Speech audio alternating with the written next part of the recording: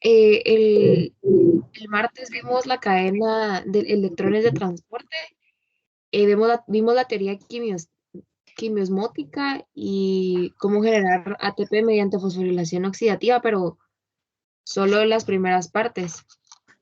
Excelente, sí. El día martes nosotros estuvimos hablando acerca de la cadena transportadora de electrones. ¿Se acuerdan que hablamos de complejo 1, complejo 2, complejo 3, complejo 4, que por supuesto tenían su nombre y que pues tenían su función importante? Recordemos que NADH deshidrogenasa, complejo 1, succinato deshidrogenasa, complejo 2. El 3, ¿cómo se llamaba? ¿Alguien se acuerda? Se llamaba ubiquinona citocromo C reductasa. Óxido reductasa. Sí, muy bien. Y el 4 tenía el nombre un poco más fácil. ¿Cuál era? Citocromo oxidasa. Exacto, citocromo oxidasa. Entonces, nosotros veíamos que los electrones provenientes del NADH mitocondrial pues, iban a NADH deshidrogenasa. Estos electrones iban siendo transportados a lo largo de la proteína hasta reducir a la ubiquinona al ubiquinol. ¿Se acuerdan de eso, verdad? Sí. Bueno. También hablábamos que succinato deshidrogenasa dejaba los FADHs, los electrones del FADH2 a la ubiquinona, de igual forma.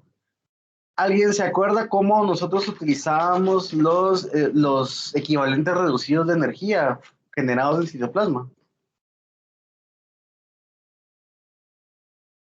A partir de las Exacto. El sistema de lanzaderas. Recordemos que teníamos dos tipos de lanzaderas. Teníamos la lanzadera malato aspartato y teníamos la lanzadera glicerol 3-fosfato. ¿Ok? Bueno.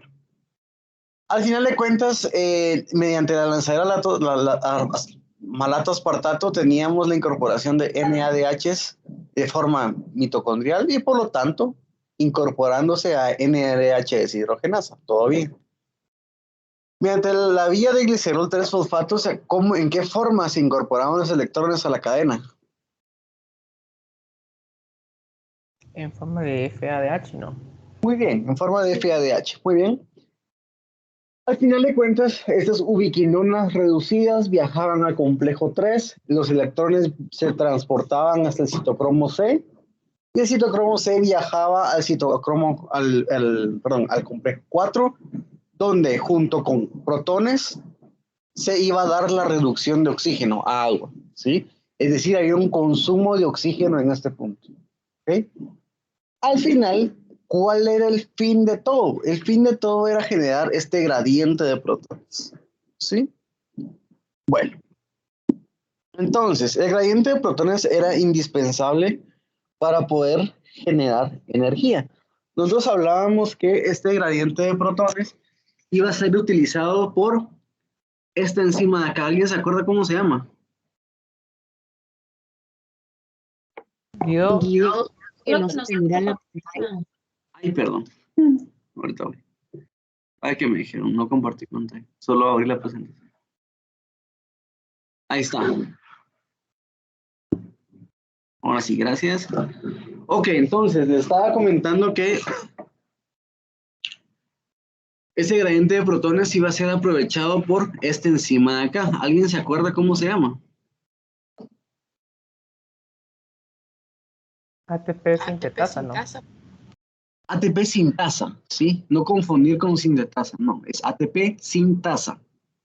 Entonces, esta enzima de acá es una enzima bastante compleja, ¿sí? Es bastante compleja cómo funciona. Vamos a ver unos videitos para poder entender mejor esto, pero a grandes rasgos, los protones, recordemos, los protones entran al ATP sintasa. El ATP sintasa está compuesta por complejo FO y complejo F1. El complejo FO pues, va a captar estos protones y movilizar, generar cambios conformacionales para que se genere ATP. ¿Okay? Bueno. Entonces, tenemos que entender que la síntesis de ATP pues, responde al modelo quimiosmótico, que dice que los protones van a pasar de una zona de alta concentración a una zona de baja concentración. En este proceso de movilización se va a dar la síntesis de ATP. La sintasa no es una enzima común, ¿sí? Una enzima común es a esto de acá, la figura de la izquierda. Entonces tenemos enzima más sustrato, complejo enzima sustrato, estado de transición, recordemos bioquímica 1, y producto. En el caso de ATP sintasa es un tanto distinta. ATP sintasa, vean, va a tener estos estados moleculares, donde tenemos sustratos, enzima unida a sustratos, enzima unida a producto y la liberación del producto, ¿sí? Esto hace de ATP sintasa una enzima que hasta la fecha no se sabe cómo funciona exactamente. Se saben muchas cosas, pero así como se saben muchas cosas, hay cosas que aún no se tienen muy claras. ¿Ok? Aquí les voy a tratar de mencionar lo más que se sepa de este funcionamiento y la síntesis de ATP. Bueno, entonces, dijimos que la subunidad, vamos a tener complejos F0 y F1. A su vez, la ATP sintasa va a tener muchas subunidades. Vean, tenemos una subunidad B, una A y una C, una epsilon, una gamma, tres alfas y tres betas.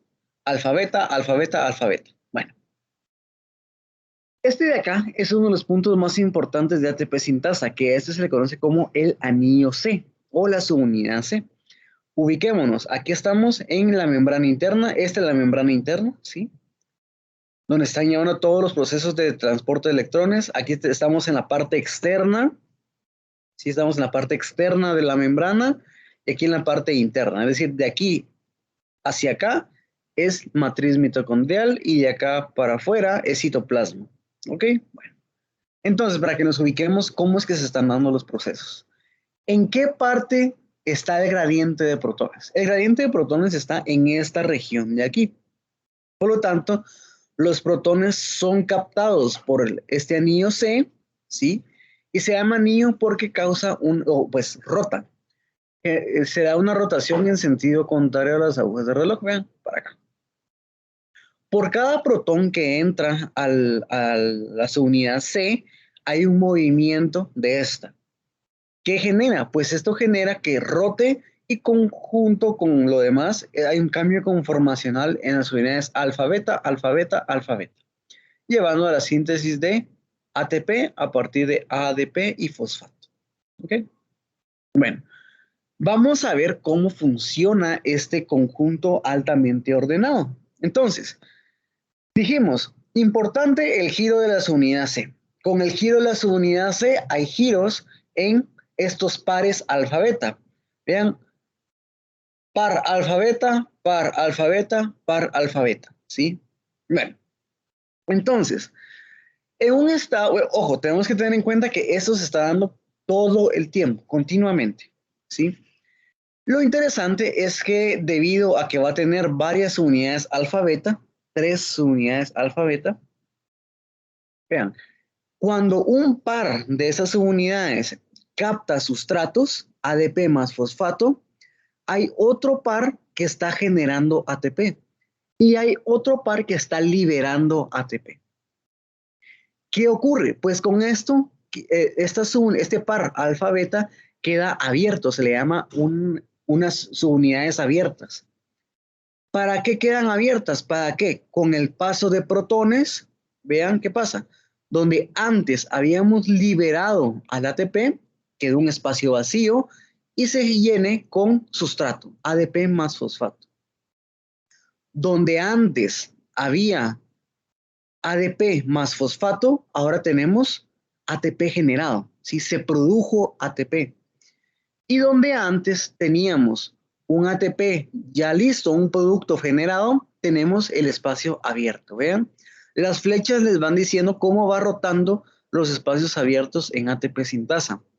El primero aquí, después aquí, y después vean, otros 3 protones. Vamos, ¿qué pasa?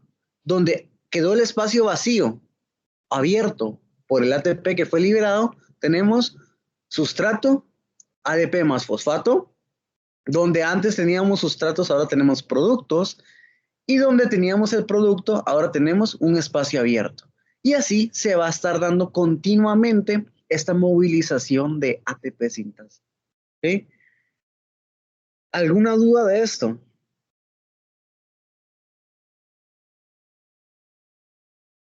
¿No? Yo tenía Guido, una pregunta, entonces como que fuera... Ay, dale tú primero y después yo.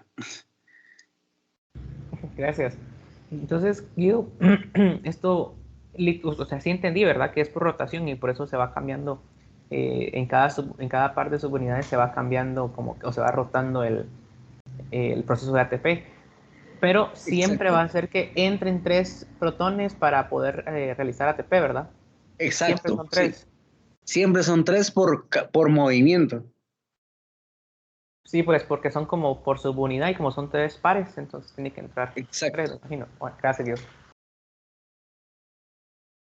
Sí, cabal, esa mi pregunta también es como que fueran, una analogía, es como que fueran como 3 engranajes, ¿no? Que están sacando y metiendo cada vez ATP. Exacto, lo pueden ver así. Por cada movimiento hay procesos distintos. La subunidad C la pueden ver como un molino de agua. ¿Sí? Un molino de agua va a funcionar muy parecido a la subunidad C. ¿De qué depende el movimiento de la subunidad C? Depende del flujo de protones. ¿De qué depende el movimiento del molino de agua? Del flujo de agua. Entre más rápido vaya la subunidad C, quiere decir que hay más protones y por lo tanto hay más síntesis de ATP. Sí, otra forma de ver a la subunidad C. Gracias, Guido. ¿Ok? Ahorita les quiero enseñar 2 videos. Este de acá, el primero. Ahorita voy.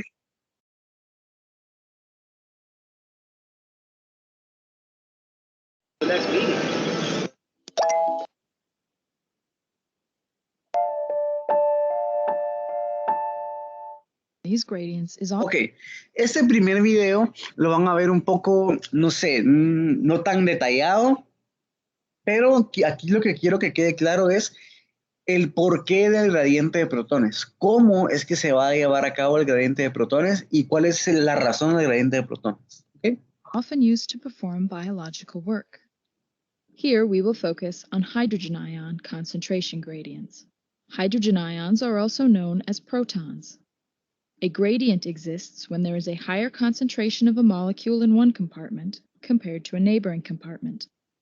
This animation will demonstrate how the potential energy that results from a hydrogen ion gradient uses ADP and inorganic phosphate, also known as PI, to synthesize ATP.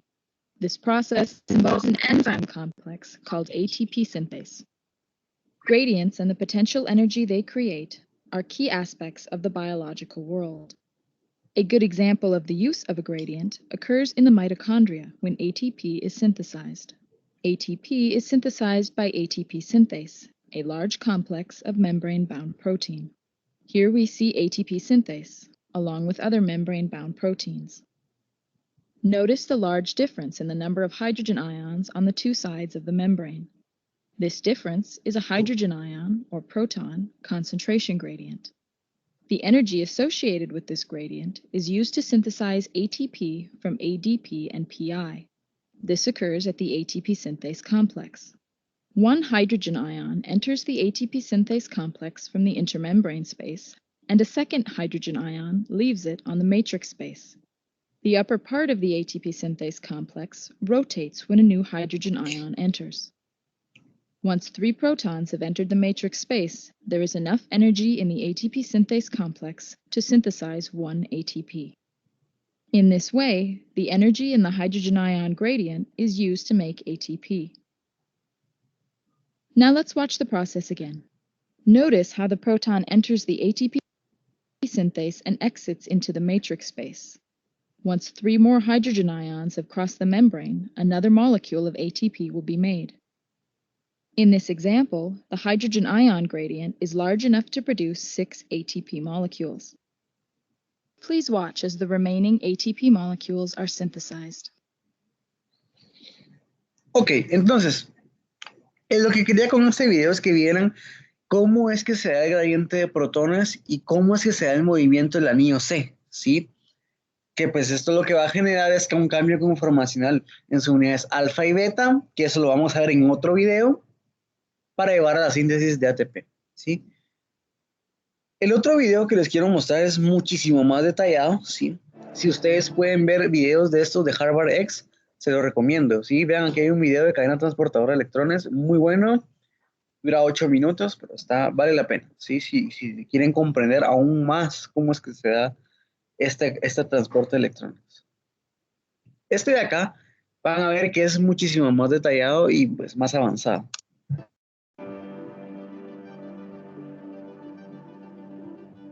We are looking at the turning gamma subunit and the epsilon subunits, and there's the C ring in the membrane.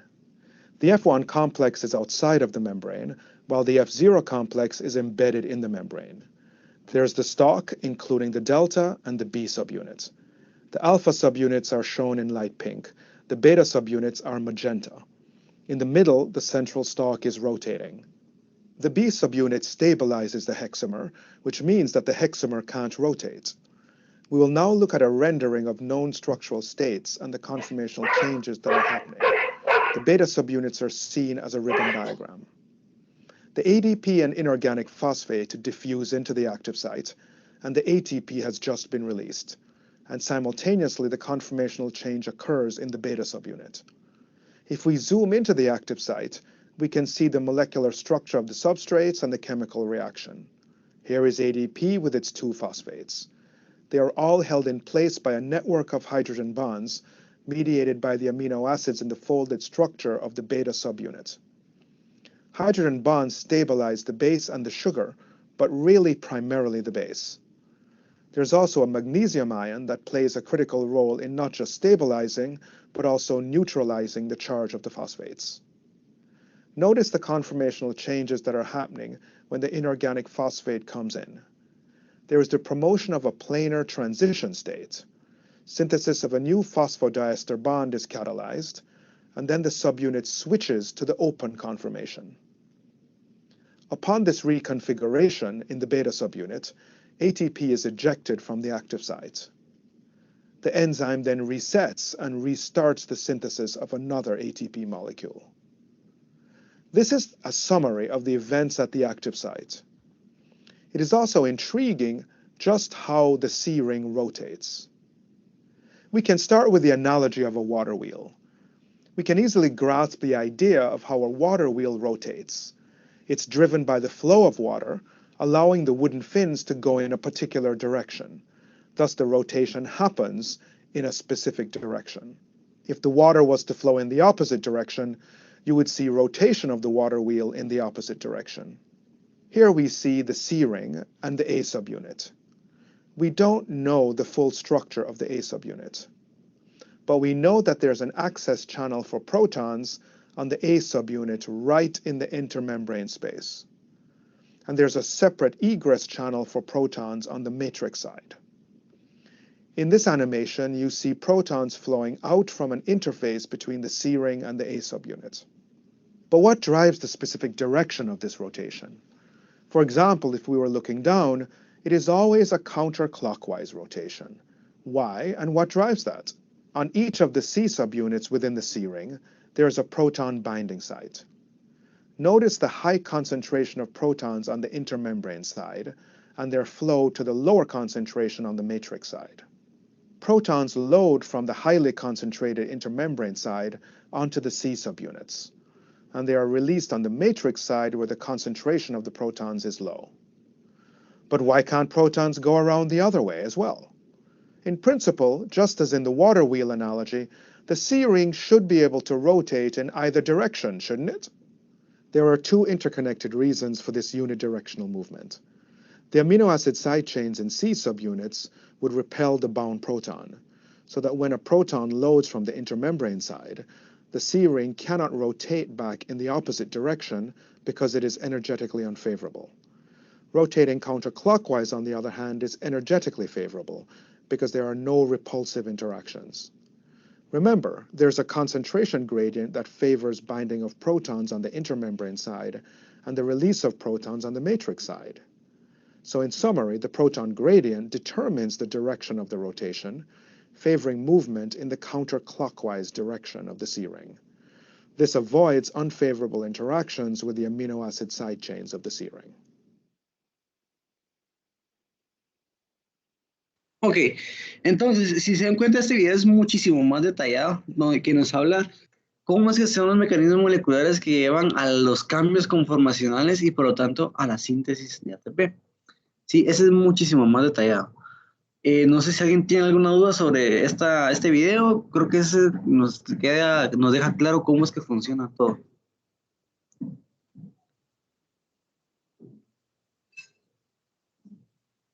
Todo claro. Ok, buenísimo. Me alegra. Igual, véanse otra vez el video más detallado. Si quieren ir apuntando, pues denle. Está muy bien también, sí, si lo quieren ver, dura 8 minutos. Está bastante bien, sí, es bastante reciente, así que seguro hay información bien actualizada. Bueno. ¿Nos podrías mostrar qué estás, Guido? Ahorita voy. De este y del otro lo voy a mandar. Guido, ¿Sí? al final la ATP sintasa lo que usa es los protones que se formaron a partir de la cadena transportadora, ¿verdad? Exacto. Sí, pues. Y cuando, es que no, bueno, algo que tal vez es algo tonto, pero no entiendo por qué tiene que entrar un protón precisamente para que se forme, o sea, no sé si la ATP sintasa lo que hace es transformarlo en un grupo fosfato, pero ¿cómo es de que un protón puede unirse a un ADP? En este caso el protón no es, o sea, el protón no es el que se une, el protón lo único que hace es mover la subunidad C. Y al mover la subunidad C, cambia la conformación de sus unidades alfa y beta, y ahí permite que el fosfato se una al ADP. Perfecto, hoy sí, ya. ¿Ya? O sea que prácticamente que el protón es como el sustrato que se une a la enzima para Exacto. poder que En este funcione. caso, veamos al protón como la energía que necesita la enzima para funcionar. Sí, pues. Recordemos que hablábamos de fuerza protón motriz. ¿Se acuerdan que hablábamos también de la teoría quimiosmótica? Que al final de cuentas nos decía que los protones, la diferencia de cargas es energía potencial. ¿Sí? Sí, gracias. Sí, ya me quedó más claro.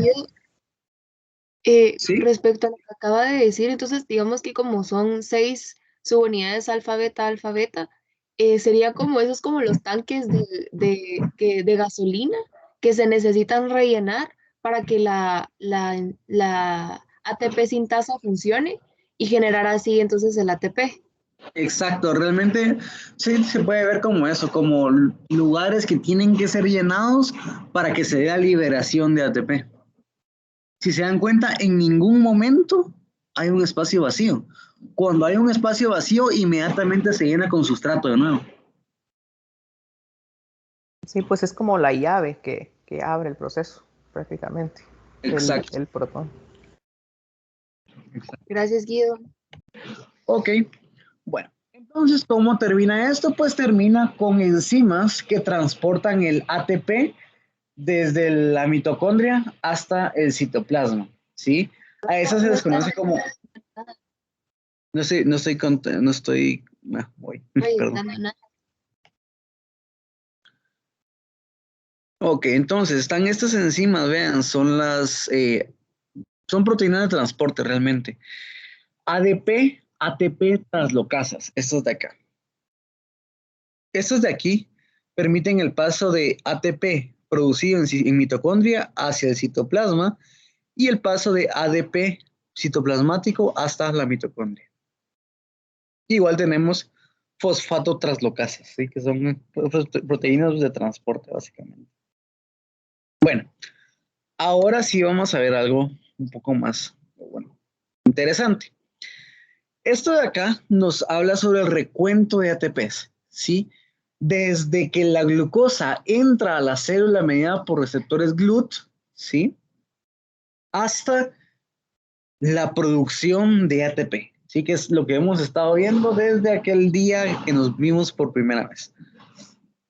Bueno, entonces, vamos a ver que en glucólisis íbamos a estar generando 2 NADH citoplasmáticos, porque es un proceso anaeróbico, ¿sí?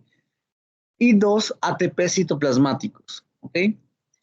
Y dando lugar a, pues, la equivalencia que estuvimos hablando. ¿Se acuerdan que dijimos que un NADH equivale a 2.5 ATPs y un FADH a 1.5 ATPs? Bueno, en citoplasma, nosotros vamos a estar produciendo a partir de 2 NADH 3 o 5 ATPs. ¿Por qué 3 o 5? ¿Por qué no solo 3? ¿Por qué no solo 5?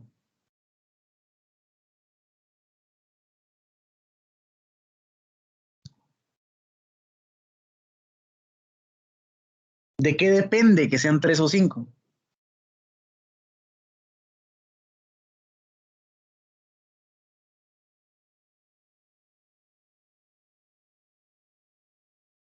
Puede ser por las lanzaderas. Muy bien, sí, justamente por eso, el mecanismo de lanzaderas que se está utilizando. Recordemos que tenemos 2 lanzaderas, malato aspartato, una, y la otra lanzadera de glicerol 3-fosfato. ¿En cuál producíamos 5 y en cuál producimos 3?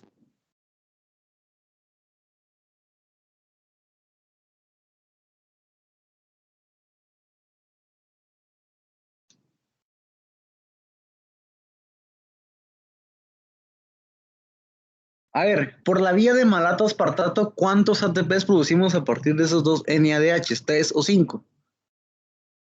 3. ¿Por qué 3? Son 5 porque son 2.5 ATP y son 2 NADH, ¿o no? Perfecto, recordemos que la lanzadera malato aspartato agarraba los electrones de NADH citoplasmático, los pasaba al malato, malato deshidrogenasa, el malato iba en citoplasma, mitocondria, perdón, y en mitocondria el malato dejaba sus 2 electrones al NADH mitocondrial, generando oxalacetato. Este NADH mitocondrial va a NADH deshidrogenasa, complejo 1, y ahí está, ahí se incorpora. Por lo tanto, generamos 5 ATPs. ¿Qué tejidos hacían 5 ATPs? Es decir, ¿qué tejidos hacían esta ruta o esta lanzadera malato aspartato?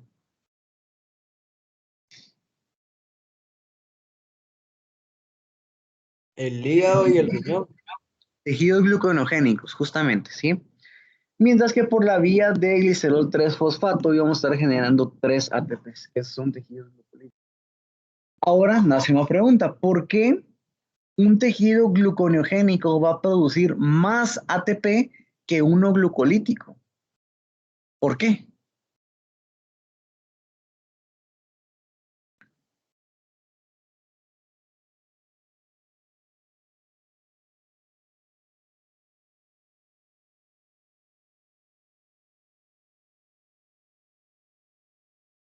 Por la cantidad de electrones libres, ¿no?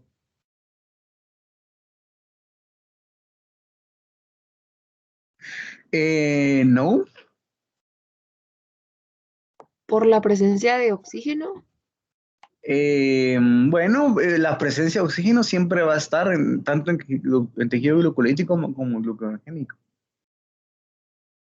A ver, el tejido gluconeogénico, ¿qué hace? Gluconeogénesis. ¿Cuántos ATP necesitaba gluconeogénesis?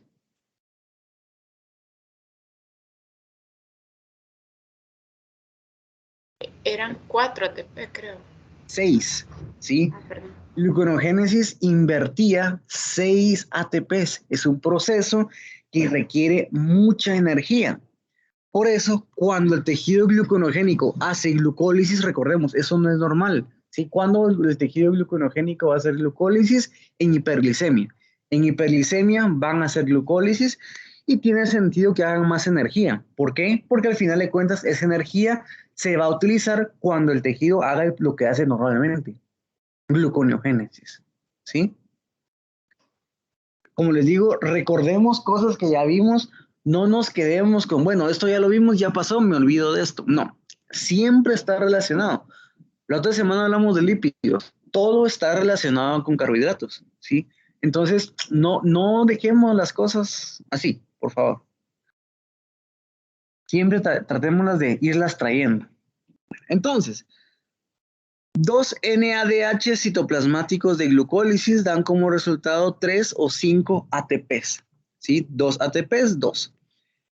Complejo piruvato deshidrogenasa, 2 NADHs a partir de una molécula de glucosa, ¿sí? 2 por 2.5, 5. 5 ATPs finales.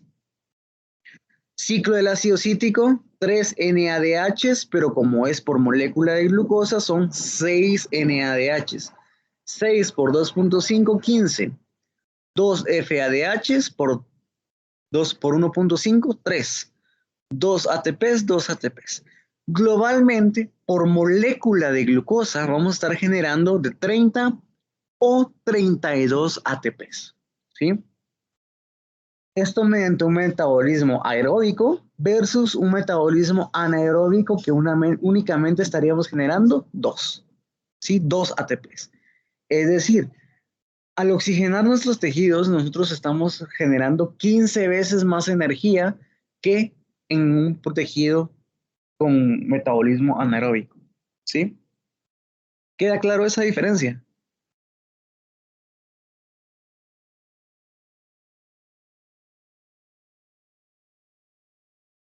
Sí, gracias. Perfecto. Entonces, ya hemos visto todas estas historias. Ya vimos el pase del glucólisis a piruvato mediante una fase anaeróbica, el metabolismo aeróbico del piruvato, ya que es esto de acá. Ya vimos el metabolismo anaeróbico del piruvato, que puede ser lactato, ¿sí?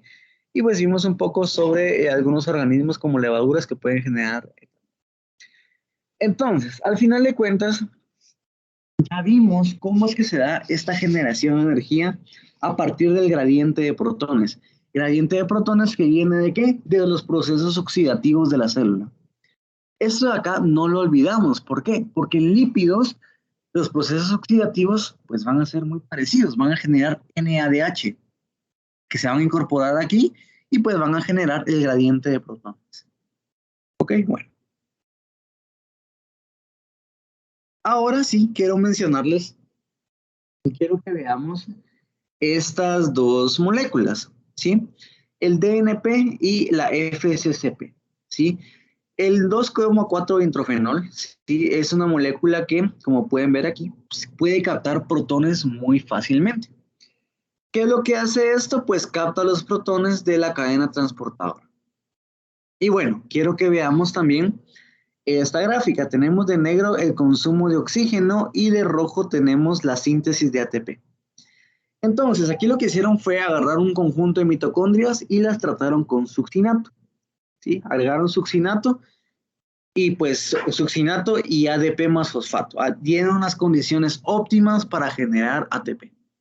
Entonces, vean, cuando se dieron las condiciones óptimas, obviamente hubo consumo de oxígeno, los electrones fueron saltando de un lugar a otro hasta llegar al complejo 4, donde el complejo 4, recordemos que agarra oxígeno y lo reduce, hay consumo de oxígeno.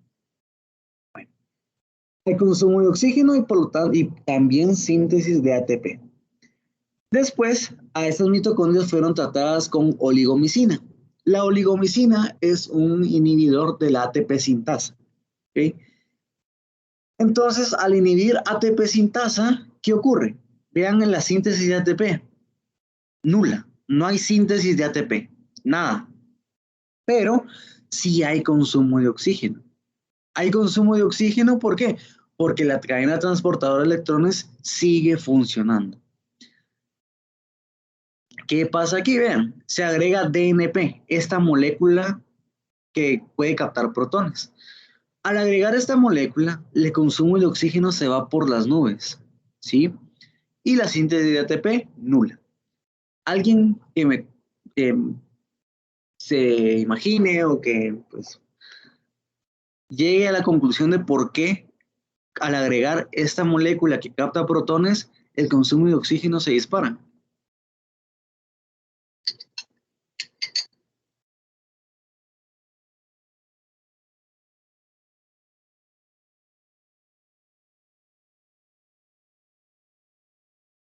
Tal vez porque esta molécula es bastante afín a los protones, entonces va a empezar a como desbalancear el gradiente y por eso va a haber que ves una mayor producción bueno, un como mayor proceso en el transporte de electrones en la cadena. Muy bien, sí. Lo que estamos haciendo es compensando. Imagínense el DNP es una molécula que capta estos protones, ¿sí? Y hace que el gradiente no sea adecuado. ¿Qué es lo que se necesita? Pues acelerar estos procesos de aquí para generar más protones y de esta forma hacer posible el gradiente. Entonces, va a haber más movilización de protones, por lo tanto, más consumo de oxígeno mediado por el complejo 4. Y pues eso explica el porqué del consumo de oxígeno. Bueno, entonces aquí vamos a introducir un término que se llama desacoplamiento. El desacoplamiento se refiere al consumo de oxígeno sin producción de energía. Es decir, no hay síntesis de ATP, pero sí consumo de oxígeno. Y ese es un término muy importante que vamos a hablar pues, en este momento. El desacoplamiento se puede inducir, ¿sí? Se puede inducir mediante estas moléculas DNP o FSSP, que son captadoras de protones, pero este desacoplamiento ocurre de forma natural. Y este desacoplamiento natural se le conoce como termogénesis, ¿sí? La termogénesis. Es decir, este es un tipo de termogénesis no mediada por contracción muscular. Si nosotros estamos acostumbrados a que si tenemos frío, ¿qué hacemos? Temblamos, ¿sí? Esta es una forma de termogénesis no mediada por desacoplamiento. La termogénesis también puede ser mediada por desacoplamiento. Y esto ocurre específicamente en BAT, en tejido adiposo marrón, que pues... ¿Alguien se acuerda qué tenía de característico el tejido adiposo marrón?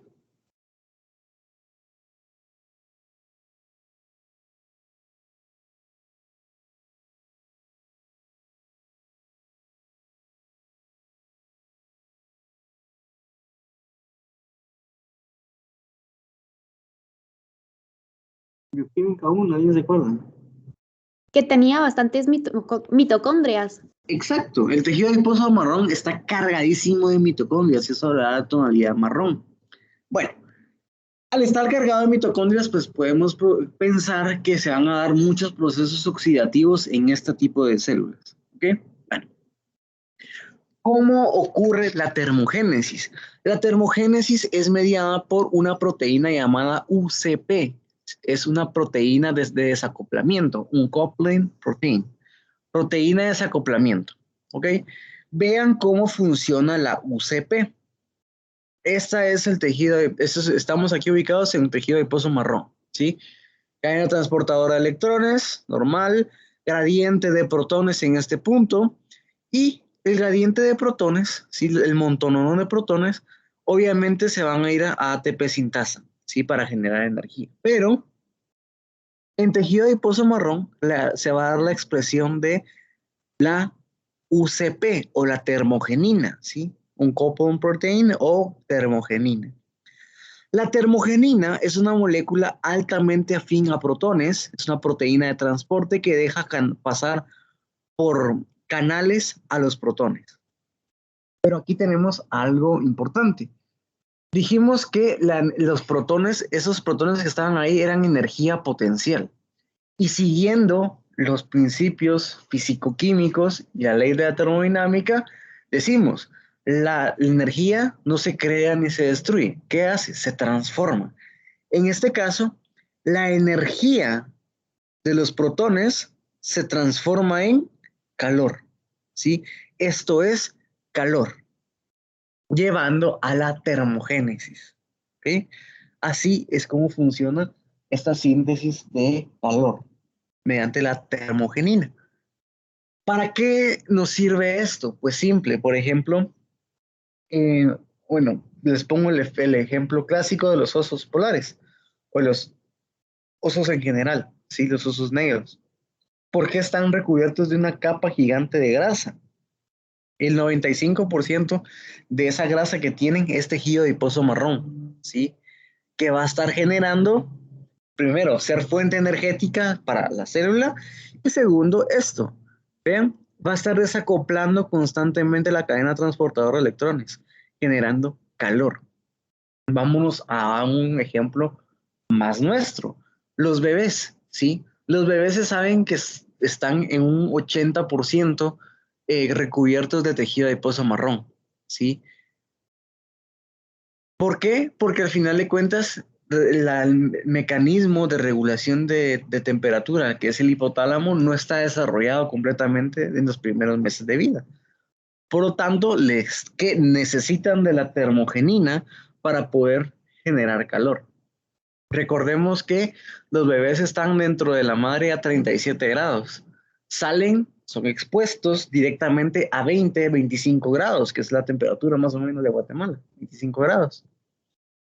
¿Qué pasa eso? Eso es un shock térmico muy grande para ellos. Por lo tanto, empiezan a activarle el desacoplamiento de la cadena transportadora para generar calor. Es una forma de regular la temperatura en bebés. ¿Sí? Esto de la termogenina. ¿Ok? ¿Queda claro esto? ¿Cómo funciona?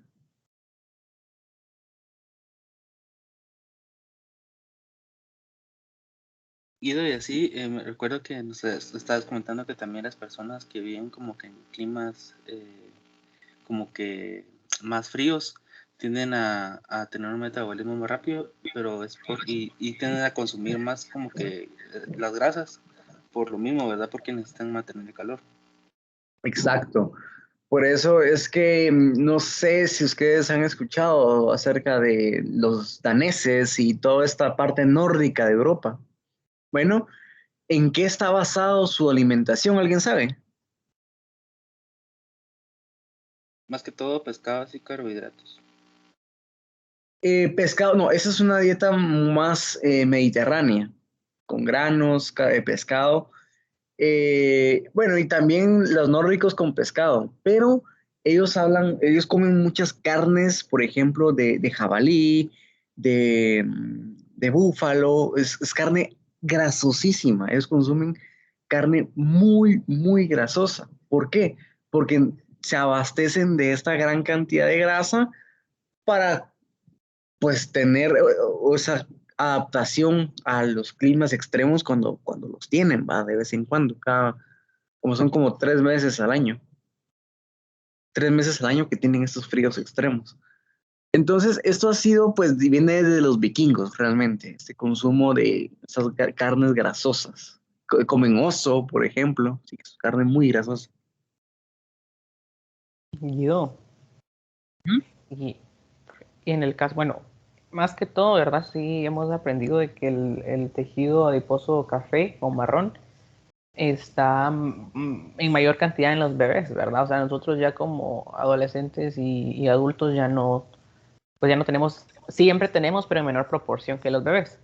Entonces, pero es porque obviamente nuestro hipotálamo ya está más como que desarrollado para poder realizar la termogénesis.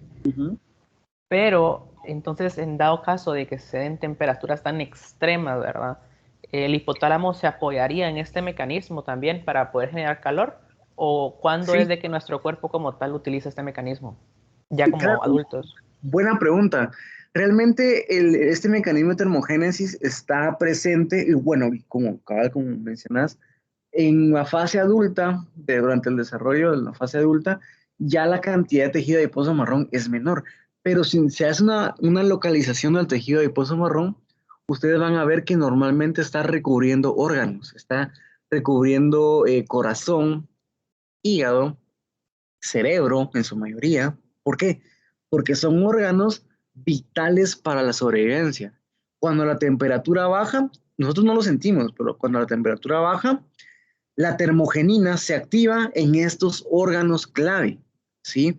¿Por qué? Porque estos no pueden parar, no se pueden disminuir su tasa de reacciones. Por lo tanto, aquí va a haber termogénesis que no sentimos, obviamente, pero ¿qué pasa? Nosotros conforme va bajando la temperatura, empezamos a temblar. Ese es otro tipo de termogénesis, que es una termogénesis mediada por contracción muscular. Pero ¿ahí qué estamos haciendo? Pues movemos piernas, extremidades, que son, si lo queremos ver, órganos o partes no esenciales, ¿sí? Sí, pues tiene sentido. Es que prácticamente la termogenina actúa más como a nivel celular, interno, Exacto, o sea, digamos lo interno, y en cambio el hipotálamo regula en sí la temperatura corporal, o sea, la termogénesis corporal más que todo. En exacto, cambio esta de órganos esenciales. exacto. Sí se da un recubrimiento de órganos por tejido adiposo marrón. Sí, pues entonces si ambas se apoyan al mismo tiempo, solo que una es de una forma y la otra de otra.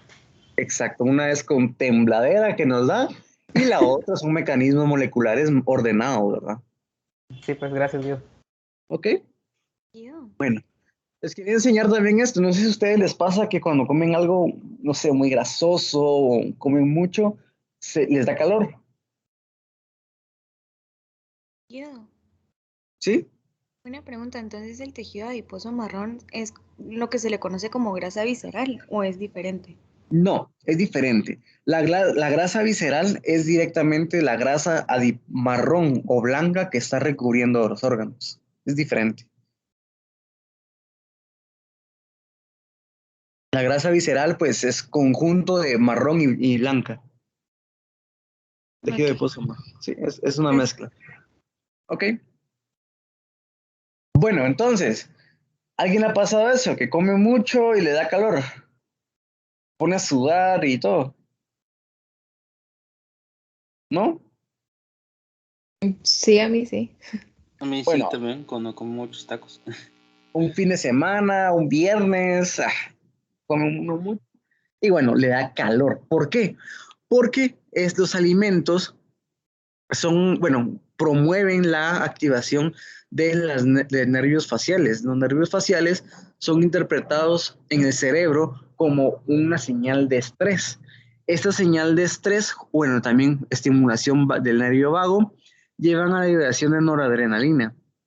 La noradrenalina es captada por receptores beta adrenérgicos y vean, se da la síntesis de UCP, de termogenina, que causa la termogénesis, generando este calor después de comer mucho o pues o comer cosas muy grasosas, ¿sí? Una duda. Sí. Y las hormonas tiroideas, ¿no? También activarían la UCP o cómo actuarían. En este caso, las hormonas tiroideas también no es que activen la UCP directamente, sino que activan mecanismos moleculares, por ejemplo, eh, síntesis de lípidos, degradación de glucosa, no están tan relacionadas a la UCP, o al menos yo no he escuchado una relación directa entre ambas. Ok, gracias. Si alguien se encuentra un artículo por ahí, lo podemos discutir. Bueno. Ok, entonces, ¿qué otras cosas causan termogénesis? Bueno, como les conté, la temperatura también causa termogénesis mediada por nervios epidérmicos, y es que eso lleva a la activación de sensores en el cerebro y noradrenalina, UCP. Eso, pues ya lo comentamos, ocurre en órganos recubiertos por tejido adiposo marrón. No sé si a alguien le pasa con el mentol, si alguien, algún dulce de menta bueno, tal vez no se siente como calor, pero sí se siente diferente. Cuando un dulce de menta o se aplica un gel con menta en la piel. Bueno, ¿qué sienten ustedes? Como Es con que el copal, Como, ajá, se como siente con que frío o algo quema, así. me Ajá. caliente la... sí, que quema. Exacto, es caliente. ¿Por qué? Porque el mentol, tanto por vía ingerida o por aplicada en alguna superficie, ay, perdón, vamos a tener la misma activación sensorial y del nervio vago. Por lo tanto, hay termogénesis en ese tejido en específico. Recordemos, en todos lados hay tejido adiposo marrón en mayor o menor proporción. Y por eso es que si lo aplicamos en brazos, piernas, pues van a sentir un caliente, caliente, ¿sí? El mentol tiene ese efecto de activar la termogenina. Igual el picante, no sé si a alguno le pasa que, bueno, a mí me pasa que como un poco de picante y se me pone rojo, todo caliente, no siento nada en la lengua, ¿sí? Porque la molécula que causa este sabor picante es la capsaicina. Interesante, la capsaicina se recibe en el mismo, o bueno, ilumina los mismos partes del cerebro que pues activa el dolor, ¿sí? Es decir, es la misma señal, la del picante y la del dolor. Y pues esto, vean, también hay una activación del nervio vago, liberación de UCP, termogénesis, es decir, calor. Por eso es que les da un calor tremendo cuando comen picante. Algunos, ¿verdad? Otros están acostumbrados a esto. ¿Ok? Y así pues la termogénesis la vemos en nuestro día a día. Así cada vez que coman picante sus comidas o se apliquen un gel de mentol, acuérdense del desacoplamiento de la cadena transportadora de electrones que está ocurriendo, si es algo real, ¿sí? Y está ocurriendo en ese momento para que puedan aplicar. ¿Sí? Entonces es por eso que dicen que comer picante aumenta el metabolismo. ¿En ese sentido? Dicen que sí, dicen que no, realmente no es que aumente el metabolismo, porque, o sea, si lo vemos desde ese punto de vista, a la termogénesis va a generar desacoplamiento y por lo tanto va a generar un mayor consumo de oxígeno. O sea, sí, va a acelerar esos procesos, pero no hay estudios que te digan, bueno, sí, va a haber mayor consumo de glucosa o de ácidos grasos, no, sino que únicamente se van a estar regenerando y degradando ciertos productos. Guido, ¿Sí? Guido, o sea que el proceso de la cadena transportadora va a ser normal, pongámoslo así, en situaciones fisiológicas normales, o sea, va a funcionar, al menos de que pase una de esas situaciones, ya se va a alterar la cadena y se va a pasar por medio de la UCP los electrones. Sí. Ah, perfecto, gracias. Bueno. Entonces, recordar esto de acá. Y bueno, ya para concluir todo esto de la mitocondria, recordarles que existe este ADN mitocondrial. Si esto ustedes lo vieron el año pasado. El ADN mitocondrial era heredable ¿de quién? De la madre.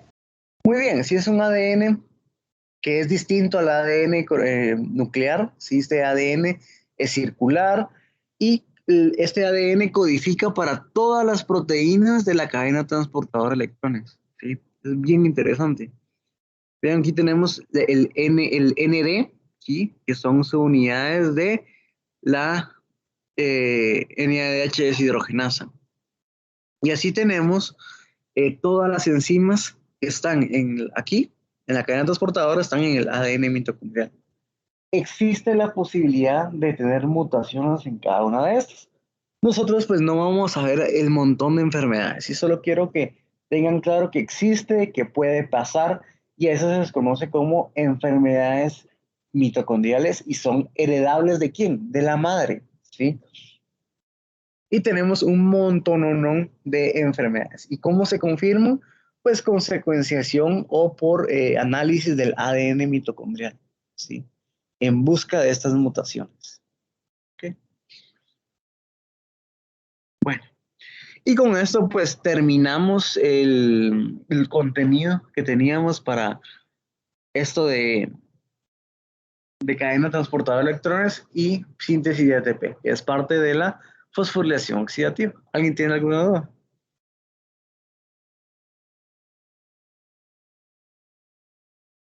No, Guido, todo claro, muchas gracias. Ok, entonces, ya con eso terminamos una muy gran parte del contenido de bioquímica, ¿sí? La otra semana nosotros iniciamos con lípidos. Lípidos es genial, a mí me parece increíble el metabolismo de lípidos. Hay mucho que hablar, sí, hay mucho que hablar con metabolismo de lípidos, así que pues nos vamos a entretener bastante con las rutas metabólicas que llevan a la síntesis y degradación de los lípidos, ¿ok? Esto lo empezamos a ver el martes. Recordarles, dentro de 2 semanas tienen su segundo examen parcial para que vayan pensando preguntas que tengan. ¿Ok? El día martes vamos a dedicar lo que ustedes necesiten para resolver dudas, ¿sí? De todos estos temas. Guido, ¿Sí? una pregunta, ¿para el segundo parcial entra lípidos o hasta el tercero? Solo lo que veamos. Sí, va a venir una muy pequeña parte que va a ser lo que vamos a ver. Ah, muy bien. Gracias, Guido. Ok. Lo esencial. Ok. Bueno, entonces estamos el día de hoy. Espero que todo haya quedado súper claro. Espero que les haya parecido interesante, tanto como a mí. Y nos vemos el día martes. Así que mucho ánimo y empiecen a estudiar. Gracias, Gracias, Guido. Guido. Hasta Y la gracias, semana. Guido. Gracias, Guido. Gracias, Guido. Feliz día. Gracias, Guido. Adiós, Guido, ¿sí? Gracias, buen día. Patricia González no se pudo conectar y le mandó un correo.